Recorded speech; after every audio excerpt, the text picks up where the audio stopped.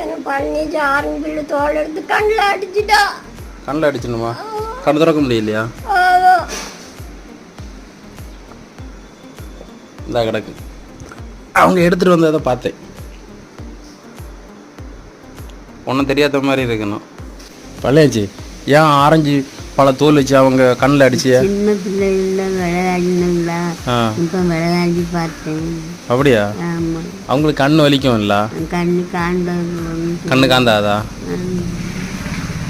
பாட்டி காந்ததா இப்போ? கண்ணு கரிச்சிட்டே சரியாகும்.